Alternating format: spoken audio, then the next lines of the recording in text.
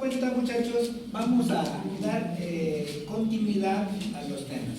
Hablábamos, pues, desde un principio acerca de la naturaleza como la medida de todas las cosas, es decir, el ius naturalis. Después, con los griegos, tenemos a la razón. La razón es la que impera, la que rige, como la medida de todas las cosas. En esta edad antigua sigue siendo la razón la medida de todas las cosas. Y posteriormente, el tema siguiente va a ser la época medieval, el medievo o la edad media. No, esa es la antigua. Y la que sigue es la época medieval. Y vamos a ver el reinado de la iglesia. Y Dios va a ser la medida de todas las cosas. La medida de todas las cosas. Llegamos a los siglos XVI y XVII, perdón, en el siglo XV, con el nombre renacentista, y va a ser el hombre la medida de todas las cosas. El nombre renacentista. ¿Qué es el renacimiento? El renacer a las ciencias, a la filosofía grecolatina. Otra vez vamos a retomar a los griegos y a los latinos, lo que van a hablar ustedes. Y ya pasando el siglo XVI y XVII, el pensamiento científico, vamos a llegar al XVIII, siglo de las luces, la ilustración y el enciclopedismo. Nuevamente va a ser la razón, y desde entonces a nuestros días, la medida de todas las cosas. Bien, ¿qué es la edad antigua? El contexto de la edad antigua es el siguiente. Va a iniciar con el perfeccionamiento de la escritura en el esplendor de Mesopotamia, en el año 3500 antes de. Y va a concluir con la caída del Imperio Romano de Occidente, ¿sí? En el año 476 después de Cristo. Ahí está la edad antigua. Y en esa edad antigua, lógicamente, vamos a tener a Grecia y Roma. Roma, que surge, tiene su fundación hacia el 7363, por ahí así, aprox, ahorita checamos. Y entonces Roma, lo mismo que Grecia, van a prevalecer en este tiempo. Quiero, independientemente del tema que traiga preparado, decirles lo importante que es hablar de Grecia. En Grecia, muchachos, la cuna de la filosofía, vamos a tener 5 sistemas políticos. El primero es la tiranía. ¿Quién me quiere decir qué entienden o qué creen que sea la tiranía? ¿Tiranía? Sí, así ya la hablaban. Controla absoluto sobre algo. ¿Era alguien controlador? Esa es la ley del más fuerte, lo que acaban de decir. Control absoluto o la ley del más fuerte. Esa es la tiranía. Después vamos a tener la oligarquía. ¿Qué es la oligarquía, muchachos?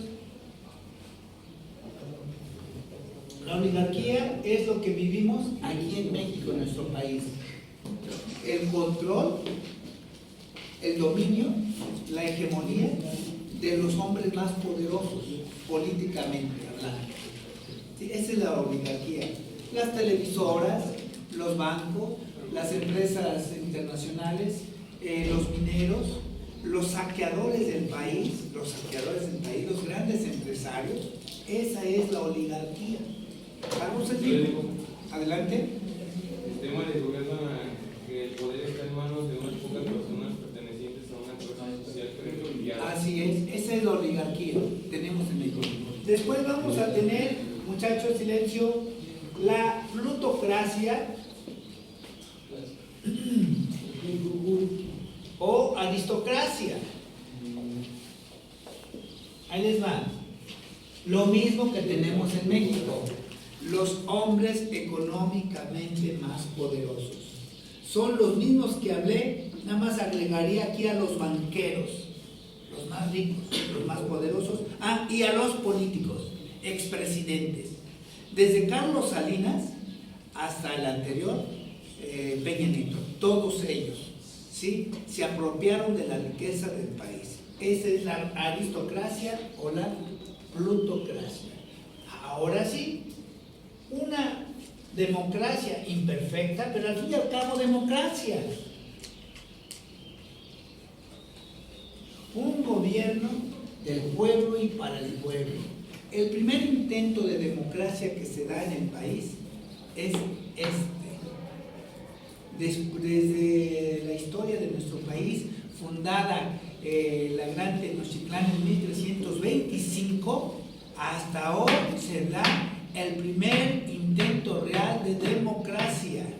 ¿Cuántos años después? 1700 años después se da el primer intento de democracia. Pero fíjense por dónde pasó Grecia. Y después vamos a tener la monarquía. Aquí no hay pierde, ¿verdad? Hablamos de un monarca. Monarquía. Estos son los sistemas políticos de Grecia. Y a la par de Roma, aquí va a surgir Roma con la monarquía. Aquí está Roma. La república. Y aunque no se alcanza a ver, para que lo enfoques, ¿sí se alcanza a ver ahorita? Sí. Y finalmente vamos a tener el imperio. Esos son los sistemas políticos que prevalecen en el mundo. Aunado a ello, vamos a tener la primera constitución, ¿sí? Allá en Inglaterra, y ese sería el siguiente tema, en el tiempo de Juan se hiciera la primera constitución en el mundo.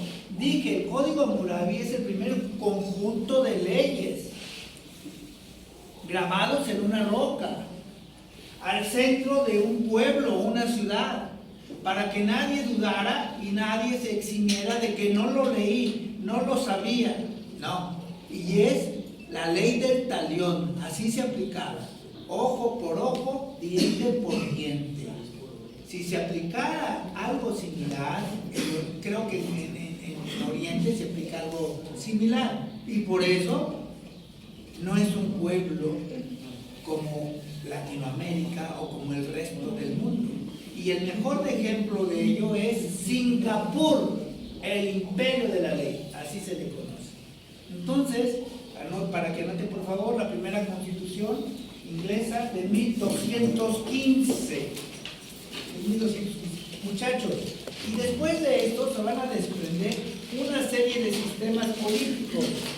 Viene la monarquía constitucional, viene la república constitucional, viene la dictadura, etcétera, etcétera. Bueno, este es el marco, el contexto histórico, y estos son los sistemas políticos que prevalecen durante esa época, la época antigua. Ahora sí, muchachos, adelante con su trabajo. Buenos días, compañeros. Como saben, les vamos a exponer el tema de la época antigua. Se presentan. Mi nombre es Gabriel, él es Carlos Segovia.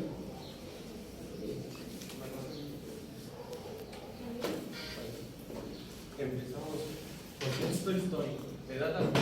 La edad antigua, con origen etimológico en el vocabulario latino, edad puede eludir a diferentes cuestiones. En este caso vamos a tomar sus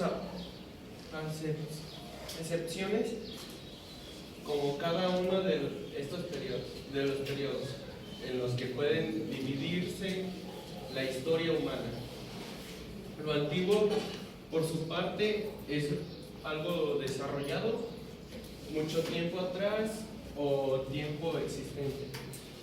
Desde hace una gran cantidad de tiempo.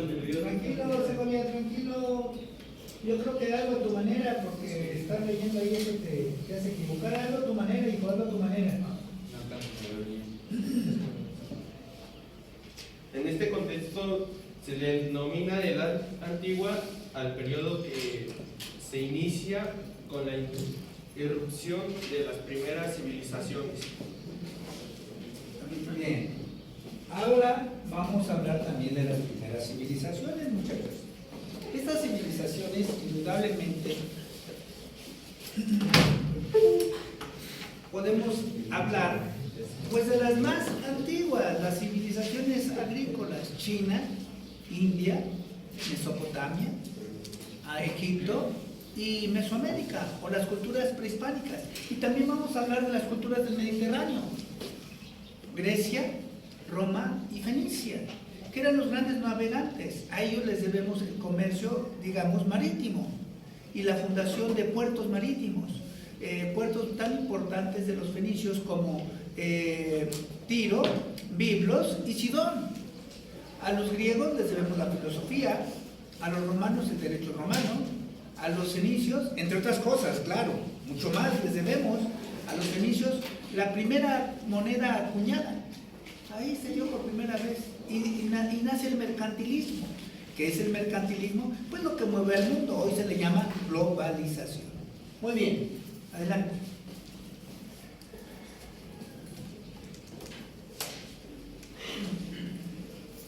Las primeras civilizaciones.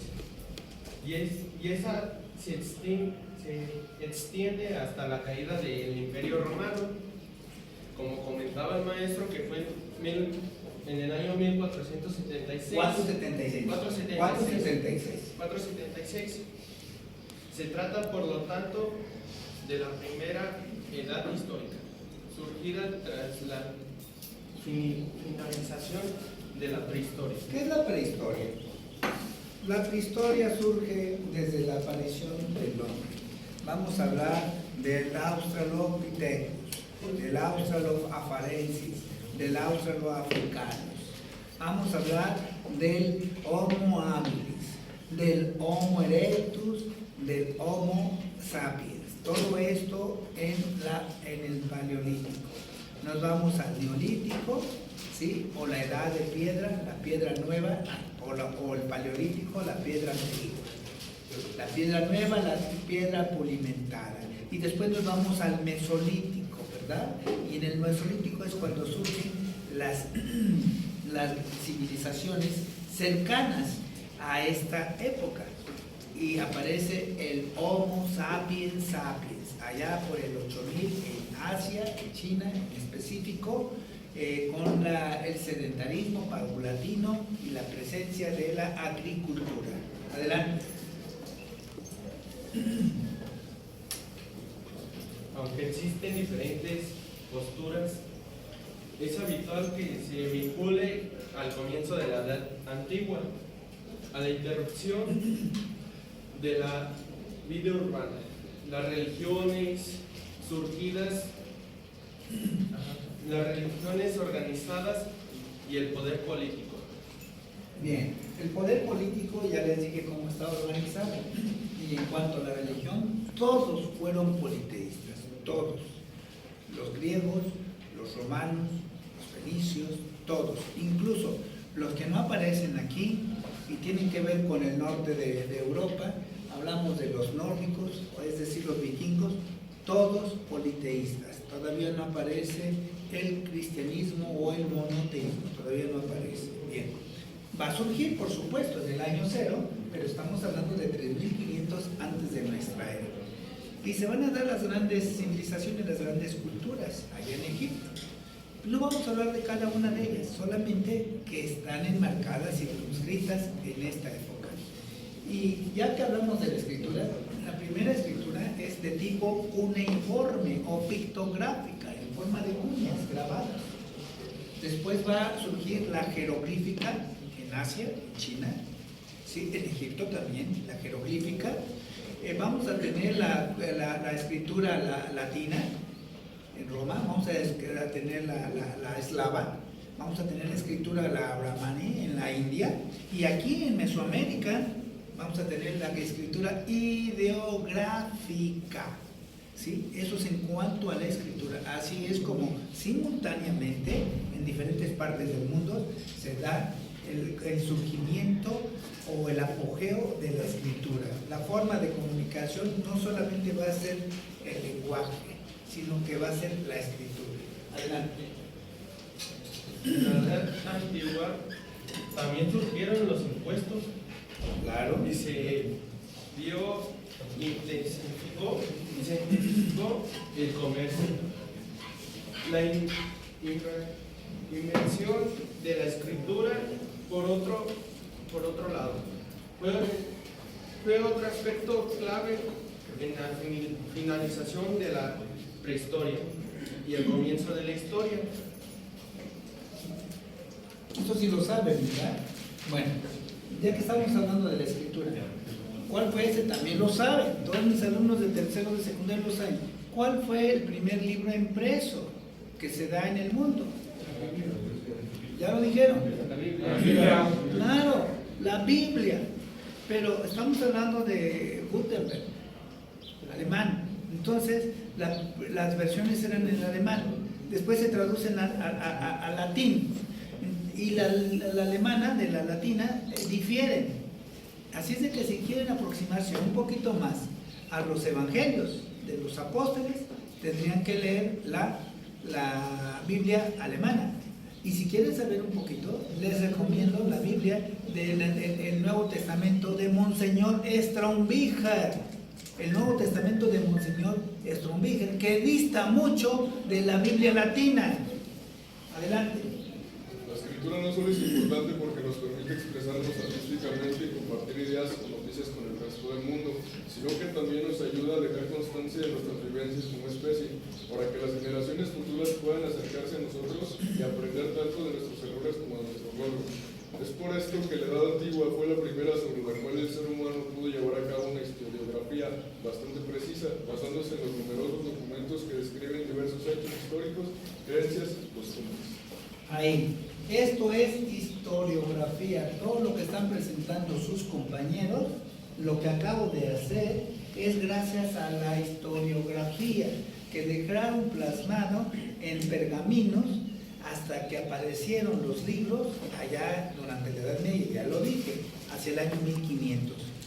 Muchachos, este es el mejor testimonio y lo vuelvo a decir porque queda grabado. A nosotros nos corresponde hablar este día, 23 de marzo, de los griegos, de la cultura antigua. A sus hijos, a los hijos de sus hijos les van a tener que hacer exactamente lo mismo. Es más, visualizo, mientras exista el hombre o la humanidad en este mundo o en otro, porque todo apunta a que se va a extinguir la Tierra, tranquilos, no es tan rápido, no es tan pronto los procesos. Ahora que vean el calendario cósmico se van a dar cuenta cuánto tardan las etapas, las eras, las edades y los siglos. Pues, de ahí para acá creo que es lo que podemos enmarcarnos, ¿verdad? Porque nuestro tiempo es de un siglo, no avanzamos más allá del siglo. Bueno, pues se van a dar cuenta, muchachos. Mientras exista el mundo, la humanidad, en este mundo o en otro, vamos a estar hablando de los griegos y de la Edad Antigua. Si hablamos de la Edad Antigua, tampoco podemos dejar de lado a la antigua Grecia, considerada la cuna de la cultura occidental gracias a su legado en materias como el arte, la organización política y la filosofía, que incluso en la actualidad sigue resultando de gran relevancia por el desarrollo de nuestra especie. El Imperio Romano, por su parte, comenzó a surgir alrededor del siglo antes de Cristo y alcanzó su apogeo en el siglo I durante la dinastía Julio Claudio. Su expansión no tenía precedentes, aunque fue precisamente este crecimiento desmedido una de las causas de su posterior caída. ¿Por qué nos habla del siglo VIII antes de nuestra era? Porque les dije claramente que la fundación de Roma se da por allá del 763 antes de nuestra era, es decir, el siglo VIII. Mientras que Grecia la tenemos antes del siglo VIII. Adelante. Muchos expertos reconocen en la Edad Antigua, un periodo específico llamado Antigüedad, clásica relacionada con el emperador de las civilizaciones grecorromanas, desde el siglo V antes de Cristo hasta el siglo II después de Cristo. En dichos siglos se forjó la idea de la ciudadanía, se fortaleció un poder centralizado, el imperio. Bien, vamos a hacer un cambio de planes. A ver, Segovia. Segovia lo presento porque queda grabado como un muchacho extraordinario en la academia. Pero algo le sucede o lo pone nerviosa a Paola y Elena. Ah, todos te ponen nerviosos. Bueno, no pasa nada. Así empezamos.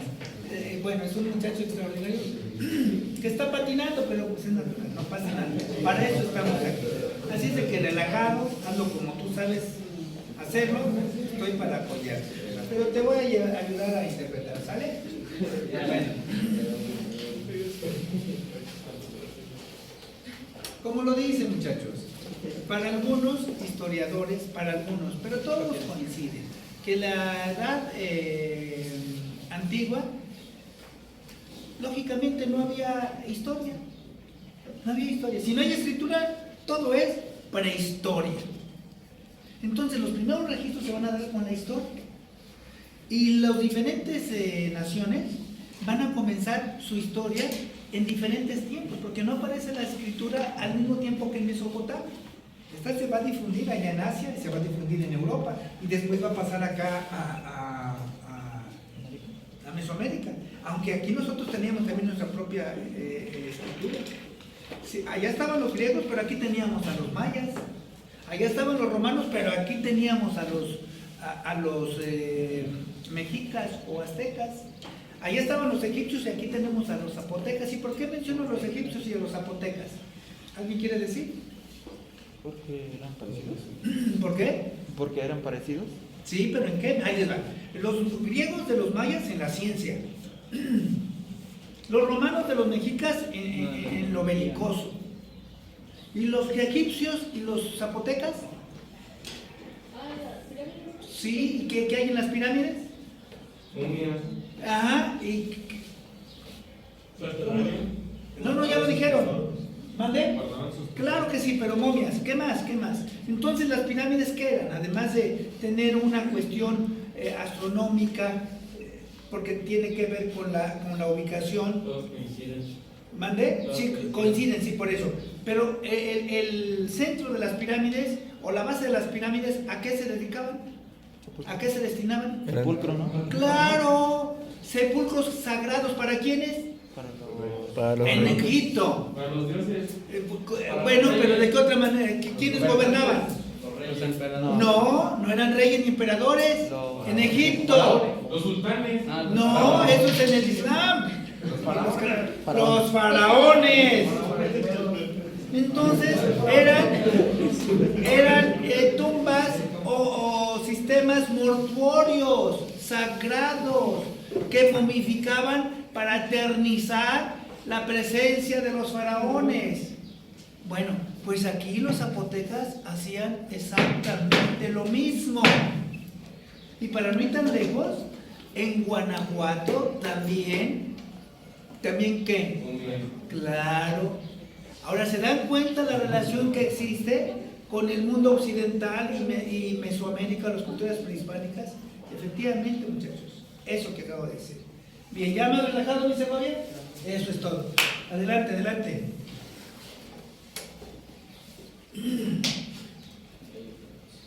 A la Edad Antigua le siguió la Edad Media, también conocida como medioevo.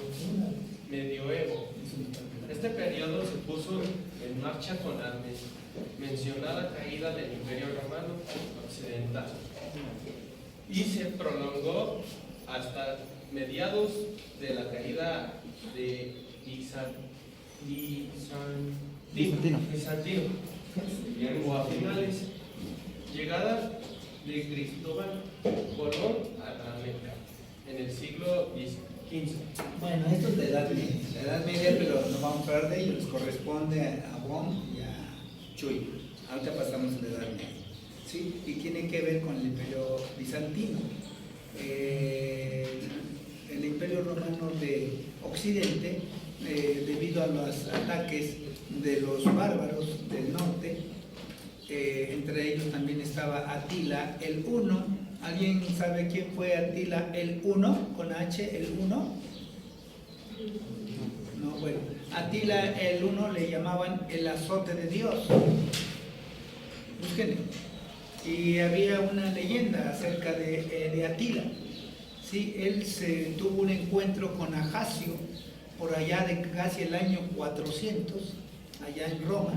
Dicen que no hubo vencedor ni vencido, ¿sí? Pero años después sucumbe Roma. Quiere decir entonces que Atila el Huno sí les infligió grandes daños a los romanos. Jesús, adelante. Claro, Atila fue el último y el más poderoso caudillo de los hunos, tribu procedente probablemente de Asia. Aunque sus orígenes exactos son desconocidos, Atila gobernó el mayor imperio europeo de su tiempo, desde 434 hasta su muerte en 453. Conocido en Occidente como el azote de Dios, sus posesiones se extendían desde Europa central hasta el Mar Negro y desde el río de Danubio hasta el Mar Báltico. Durante su reinado fue uno de los peores enemigos del Imperio Romano, que en su etapa final estaba dividido en dos: el Imperio Oriental con la capital de Constantinopla y el Imperio Occidental con la capital de Ravenna. Puesto en Roma, había dejado de ser el centro político del imperio. Atila invadió 2 veces a los Balcanes, estuvo a punto de tomar la ciudad de Roma y llegó a citar Constantinopla, marchó a través de la Galia y llegó incluso a Cenabum, el actual Orleans, hasta que el general romano Aecio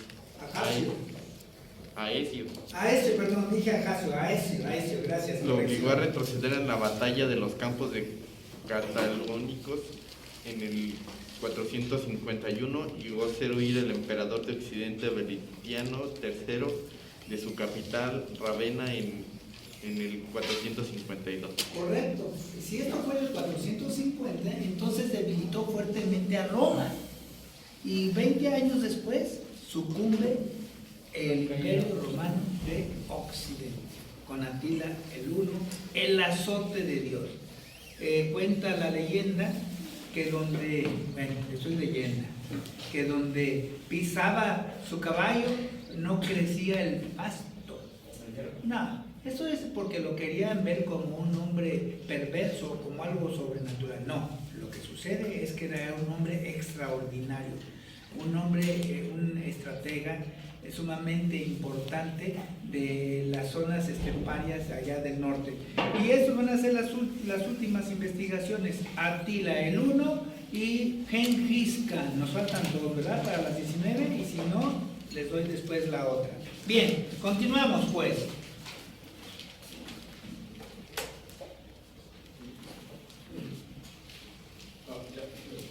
Muy bien, aquí tenemos las características de la Edad Antigua. La Edad Antigua se caracteriza por los siguientes hechos: la aparición de la escritura, como ya lo comentábamos, tal y como hemos adelantado, el nacimiento de la escritura marca el inicio de la Edad Antigua. Cada cultura desarrolla tipos de escritura particulares, como la egipcia, que representa objetos mediante símbolos, o la griega, que tiene el primer alfabeto. La predominancia de las religiones politeístas, en general, las religiones predominantes durante la Edad Antigua eran politeístas, veneraban a más de un dios. Claro, también lo mencionamos. Todas eran politeístas, todas. Las clases sociales hereditarias, la clase social no era flexible y se heredaba a padres a hijos.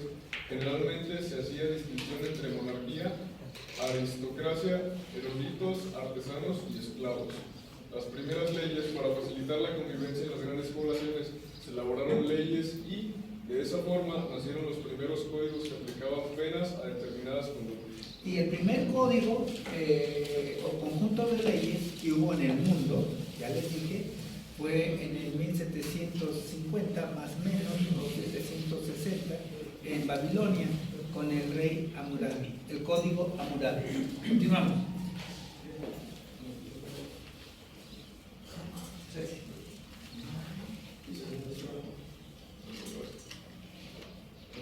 Las civilizaciones de la Edad Antigua, con las características que hemos visto, otros de los aspectos más destacados de la Edad Antigua es la aparición de las primeras civilizaciones, entre las que destacan las siguientes: Mesopotamia. El nombre de Mesopotamia en griego quiere decir tierra entre dos ríos. Correcto. En este caso son el Tigris y el Éufrates. En la zona actualmente se encuentra Irak, Siria. Fue la primera civilización que junto con los egipcios desarrolló la escritura. Lo había dicho. Mesopotamia es considerada como la cuna, también lo dije, de la civilización, puesto que es donde se crearon las primeras formas políticas organizadas. Adelante. Egipto se desarrolló a lo largo del curso inferior del río Nilo, en la zona que hoy ocupa Egipto. Con el primer faraón se produjo la unificación del Alto y Bajo Egipto en el año 3.150 antes de Cristo. Sus elementos más destacados fueron las escrituras Jeroglífica, que también ya hablamos de ello. Tranquilo, mi Segovia, tranquilo. Bien, Grecia también ya lo mencionamos como la cuna de la cultura o de la civilización. Roma conquistó a Grecia por las armas, lo sometió, pero Grecia conquistó a Roma por la cultura y al mundo, no tan solo a Grecia. Y aquí nos habla que surgieron las demás civilizaciones que ya hemos hablado. La que sigue.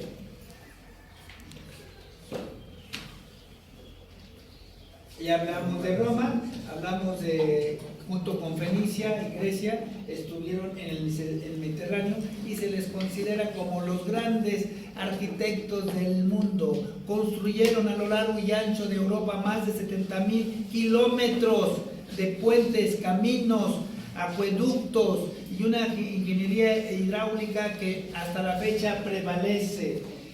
Todos los caminos llevan a Roma. Hay un adagio, o frase: con la caída del imperio se puso fin a la Edad Media. Y vamos a ambientar un poquito esto para que quitarle el nervio a buen Segovia. La fundación de Grecia, ¿qué cuenta la leyenda de Rómulo y Remo, muchachos? ¿Qué cuenta la leyenda de Rómulo y Remo? Bueno, pues cuenta que fueron dos niños que quedaron huérfanos y estos a su vez amamantados por una loba. Y ellos crecieron, se fortalecieron y tuvieron gente, guerreros, adeptos, unos y otros, y tomaron partido los de Rómulo y tomaron partido los de Remo. Y era tan vasto el ejército que decidieron dividirse, y para no mezclarse y cada uno crear sus reinos, decidieron establecer un perímetro o una zanja, una valla o una cerca, como quieran llamarle, y dijeron unos a otros: el que traspase esta línea será reo de muerte. Entonces los simpatizantes de uno guerreaban con los del otro, y en alguna ocasión Remo cometió el error o la osadía de cruzar esa zanja para tomar venganza de la muerte de unos amigos, y su hermano Rómulo le dijo: ¿en qué quedamos, hermano? Entonces Remo se le da muerte, y Rómulo, por memoria a su hermano, le puso a esa zona o a ese lugar Roma, en honor a Remo. ¿Qué dice Jesús? Lo que tienes ahí.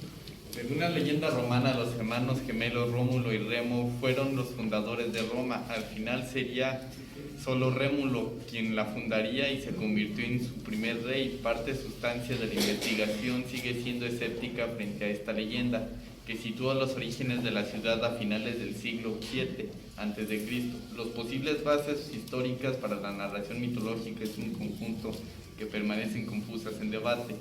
Las principales fuentes utilizadas son historiadores antiguos, los griegos, Mestrio, Plutarco, Dionisio de Halicarnaso y Estrabón, y los romanos, Tito Livio, Flavio Eutropio, Lucio Aneofloro, Marco Terencio Varrón y Ambrosio Taedosio Macrobio. Estos son complementos que la opinión de varios expertos contemporáneos y sus investigaciones. Bien, bueno muchachos, hay que tener cultura. Deben conocer la leyenda de la fundación de Roma por los hermanos Rómulo y Remo. Proseguimos. Muy bien, estas son las principales ideas que tuvimos mi compañero y yo.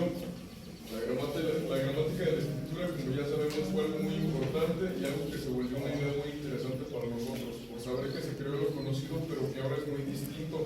Hasta el momento podemos decir que la época antigua tuvo mucha aparición en el ser humano, ya que se formaron civilizaciones. Dentro de ella estuvo la edad de oro, la edad de bronce y la edad de hierro, y la fabricación del vidrio.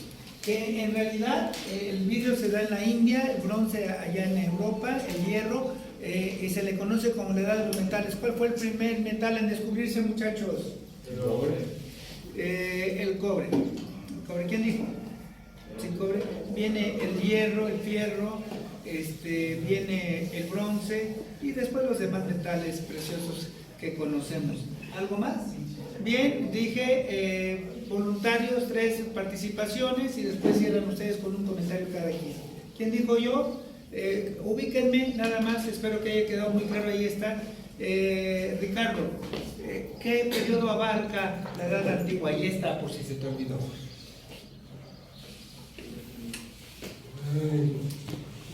¿1500?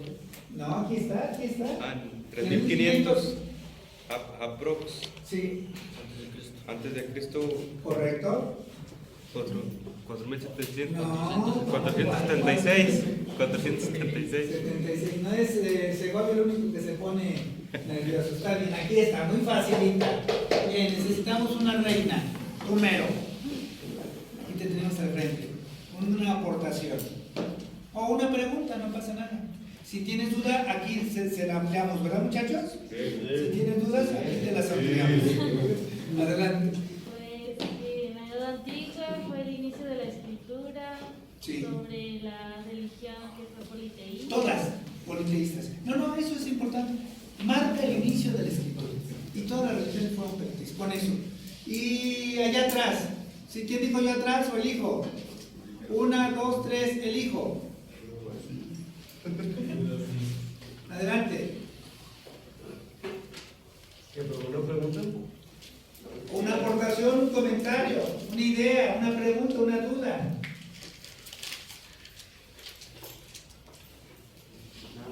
Cambiamos con Alexis. Hay que estar en la jugada, muchachos. Pues a mí me hizo muy interesante lo que dijo de los niños que fueron aguantados por la loba. No tenía conocimiento de eso. Muy bien. Me quedo con esa aportación. Correcto, sí, es muy importante, muchachos. Deben saber, están en preparatoria, ya se van a concluir el bachillerato en 2 meses, en 3 meses están ya, son egresados de bachillerato, deben saber, deben conocer la leyenda. Eso debieron decirse en la secundaria, mis alumnos lo saben, todos los de tercero. Bien, ahora sí, te vamos a dejar a Segovia al último. Nacho, por favor. Muy bien, bueno, lo que más yo creo que los dejó abarcados fue de cómo se creó la escritura y cómo la tenemos ahora. Claro. ¿Por qué? Porque pues evoluciona la escritura no simplemente en cómo tenían su idioma ellos, nosotros también tenemos nuestro idioma y tenemos la forma de la escritura que tenemos ahora. También pues, ya es muy avanzada. Claro. Y que, hablando de la escritura, quiero decirle que el castellano se va a dar por primera vez la unidad castellana o idiomática, ¿sí? Con Helio Antonio de Nebrija, durante el reinado de los católicos allá en España, en 1492. Se va a dar la primera unidad idiomática, surge el castellano. ¿Por qué? Porque va a ser en Castilla. Y ese castellano se va a convertir en español hasta 1925. Sí, así es de que el castellano, del cual es nuestra lengua, y también tenemos lenguas latinas, vocablos árabes, voces griegas, y voces de toda aquella Europa, indoeuropea, en nuestro español. Por eso el castellano de España es muy diferente al español, aunque nosotros hablamos la lengua castellana, pero nuestra evolución a través de la lingüística y lógicamente pues la zona, el lugar, el territorio hace que lo hablemos con ciertas características. Ese mismo castellano o español que hablamos aquí lo hablan en Colombia, pero diferente, ¿estamos de acuerdo? El mismo lo hablan en el Caribe, pero diferente, ¿estamos de acuerdo? Es lo mismo, son las características propias de cada cultura. Muy bien, Segovia, te dejamos la parte final. Pues lo que más a mí me llamó la atención Sí. fue de que cómo Roma se desarrolló poco a poquito en el otro lado del mundo y llegó aquí ya la escritura.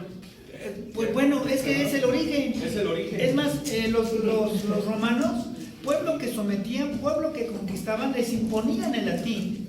Y también tenemos otra diferencia, el latín culto y el latín vulgar. El latín vulgar es el que conocemos nosotros, el del vulgo. ¿Qué es el vulgo? Nosotros, el pueblo, esos somos el vulgo. Bien, Segovia, tranquilo, no pasa nada, hijo. Sé que a veces nos impacta estar aquí al frente, pero no pasa nada. Vamos a dejar un poquito el lente. Vamos a